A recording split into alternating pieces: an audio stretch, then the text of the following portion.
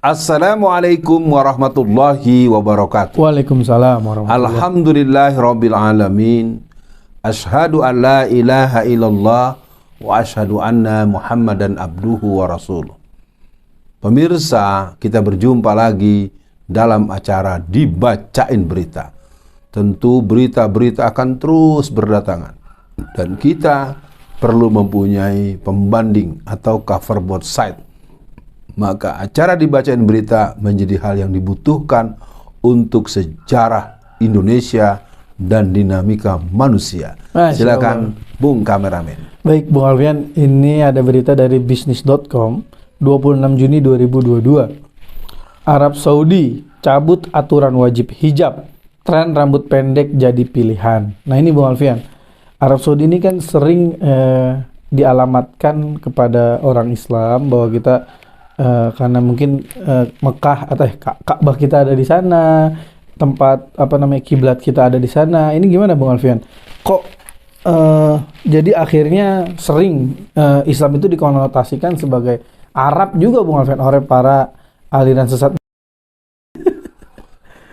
Baik, pertama respon saya berani menggaransi bahwa ini tidak ada restu sehuruf pun, setitik pun dari para ulama-ulama di Arab Saudi. Ya. Karena bagaimanapun ulama itu pasti orang yang paling memahami hukum-hukum Allah. Ya. Memerintahkan sesuatu yang sudah jelas dasar hukumnya. Al-Quran sudah sangat jelas, termaktub dalam surat An-Nur ayat 31, surat Al-Ahzab ayat 33, dan hadis-hadis mutawatir yang bertebaran tentang itu. Jadi kalau betul apa yang dikatakan dalam bentuk pernyataan di berita tadi, resmi pemerintah Arab Saudi seperti itu, maka pemerintah tersebut telah mengumumkan peperangan dia kepada Allah Subhanahu wa taala. Penolakan, dan dia akan masuk wa man lam yahkum bima anzalallah faulaika humul kafirun. Itu terdapat dalam akhir dari surat Al-Maidah ayat 44. Kalau mau dilihat dengan kalimat yang sama dengan stressing akhir, yaitu kafirun tadi sudah, terus munafikun dan fasikun terdapat di ayat 44, 46 dan 47. Itu surat yang sama Al-Maidah. Jadi respon awal saya, ungkapan itu, pencabutan itu merupakan bentuk pengingkaran dan berarti penolakan kepada hukum Allah, dan artinya sudah terang benderang ini akan menimbulkan kemurkaan Allah. Maka tunggu akibatnya orang-orang yang dengan terang-terangan menolak firman-firman Allah. Iya, berarti secara nggak langsung omongan orang-orang liberal itu terpatahkan ya Bung Alfian. Kan mereka selama ini menganggap umat Islam itu kiblatnya, maksudnya bukan kiblat sholatnya, tapi dianggaplah pakai jilbab, cadar itu budaya Arab. Padahal itu ajaran Islam. Nah Bung Alfian, aturan tak wajib memakai hijab di muka umum ini mulai diberlakukan di bawah reformasi sosial yang didorong oleh putra mahkota Saudi, Pangeran Muhammad bin Salman. Innalillahi. Ini kayak udah seru nih kalau Bung Alfian ngobrol sama Ustadz Rahmat Baikuni atau Uzma gitu. Ini kayak tanda-tanda mau kiamat mungkin Bung Alfian. Nah tapi Bung Alfian, kita kan selalu berpikir jilbab itu pasti melekat lah ya dengan orang Arab. Artinya Bung Alfian, apakah Arab Saudi hari ini sudah kembali ke zaman jahiliyah Bung Alfian? Secara demografis, secara kependudukan tentu saya nyatakan tidak. Karena di sana banyak perguruan tinggi dan ulama-ulamanya kan jumlahnya juga mungkin bisa dibilang ratusan ribu, mungkin jutaan orang dari sekian banyak. Yang jelas manusia yang disebut dengan memang merupakan sosok yang digarap lama oleh jaringan Zionis internasional. Orang semua tahu siapa dia dan kelakuan dia dan pola-pola sikap dia dalam menghadapi berbagai persoalan di internal domestik dalam negerinya maupun responnya terhadap situasi dunia Islam. Artinya buat Bung Kameramen ini merupakan bahan berita yang baik untuk diperdengarkan kepada masyarakat bahwa paling tidak ada kalimat yang tegas dan tandas. Mengapa Allah menurunkan Rasulullah Sallallahu Alaihi Wasallam itu sampai di negeri Arab itu? Karena ada keadaan yang membuat orang-orang tersebut perlu dibimbing langsung oleh orang yang menerima wahyu. Nah yang kedua, isyarat-isyarat akhir zaman juga mulai dibahasakan oleh kawan-kawan dari seluruh kelompok. Tadi kan mungkin kita hanya menyebut beberapa nama seperti yang disebutkan oleh Bung Kameramen.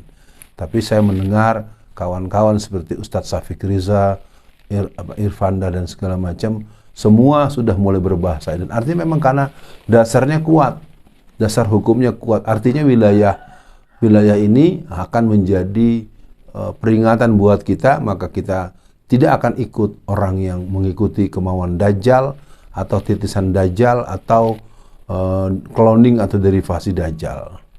Iya, Bung Alfian.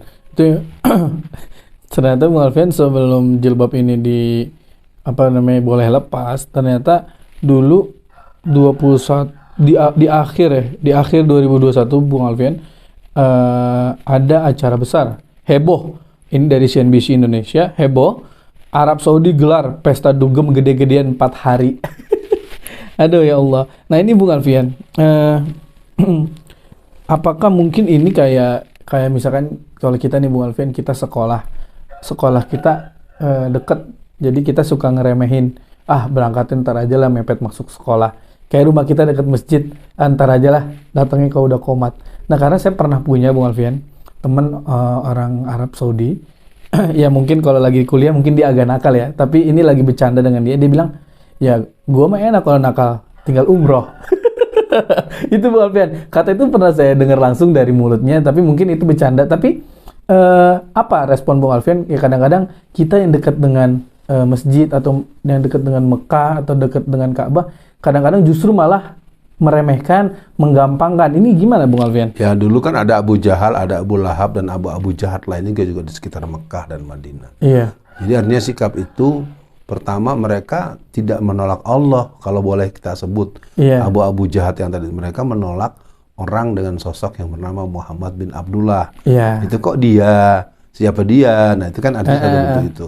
Dan juga sama, kepemimpinan sekarang di Arab Saudi menganggap ulama-ulama juga terserah gua, kalau mau gua tangkap, gua tangkap, mau gua bunuh. Kan itu jadi pengetahuan umum sebetulnya. Tapi kan ini menjadi hal yang tidak bisa diperdengarkan di Arab Saudi atau di Jazirah, itu memang memilih diam semua. Artinya kembali kepada persoalan meremehkan, ini merupakan sikap kefasikan, sikap kekafiran yang tentu buat seluruh kaum muslimin di seluruh dunia yang menyimak acara ini dan juga di Indonesia sebagai spesifik, kita ingin mengatakan bahwa Islam itu memang bukan Arab, tapi jangan menghina Arab karena Anda akan berhadapan dengan irisan, dengan nilai, ajaran, sumber hukum, pedoman, dan alat komunikasi yang paling utama untuk pemahaman Islam yang mendalam dan ori ya memang adalah bahasa Arab. Iya, jadi betul. Anda menghina Arab, menghina nilai-nilai Arab sebagai sebuah hal yang general dan generalisir dengan itu, artinya sebagai bentuk hal yang harus kami tolak dan kami lawan. Betul. Jadi kesimpulannya untuk masalah ini, kepemimpinan rezim Arab Saudi memang sejak dulu kan kenapa mereka berubah jadi kerajaan dengan formula itu kan digarap oleh Zionis internasional, dijarah oleh orang namanya Lawrence. Itu kan adalah seorang yang memang bertugas secara intensif untuk melakukan langkah-langkah sekularisasi dan langkah-langkah la ilmaniyah terhadap pola pengelolaan sistem pemerintahan Arab Saudi. Begitu. Iya, Bung Alfian. Mungkin untuk akhir sesi dibacain berita kali ini, Bung Alfian, apa pesan Bung Alfian untuk pemuda-pemudi Islam di Indonesia, Bung Alfian, agar mereka ya walaupun kita bukan di Arab, tapi juga tetap karena saya khawatir Bung Alfian, ada orang di Arab aja nggak wajib pakai jilbab. Nah itu Bung Alfian, orang-orang liberal kan suka memanfaatkan momen itu untuk menginfluence ke pemuda-pemudi kita. Ini gimana Bung Alfian? Ya tadi kan juga sebagai jelas, ada dua. Satu tadi pernyataan Bung Kameran yang barusan, tapi kan sempat juga disebut bahwa ternyata itu memang bukan budaya Arab, itu adalah ajaran Islam. Jadi artinya kemungkinan pembahantahan itu akan sangat berpulang kepada proses edukasi dan proses kemampuan memberikan pemahaman yang tepat. Jadi ini sebagai, kalau saya ingin mengatakan dalam bahasa yang paling asik, situasi ini adalah situasi yang memberikan kita layar lebar untuk memberikan pembelajaran. Bahwa isyarat akhir zaman semakin bertambah dari berbagai kejadian demi kejadian. Ya, bagaimana sekarang pertanian semakin menghijau di Jazirah Arab Saudi Arabia.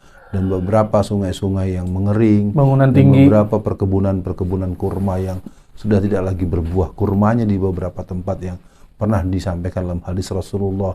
Jadi artinya buat kita sebagai penutup di acara dibacain berita sesi ini, semakin mengerti bahwa kita tidak ada pilihan kecuali kita bersiap-siap agar kita mengakhiri hidup kita di muka bumi ini, dan ketika terjadi sebuah pengakhiran alam semesta ini, kita berada di kuadran positif-positif orang yang punya harapan untuk masuk surga dan minta tolong dengan syafaatul uzmanya Rasulullah.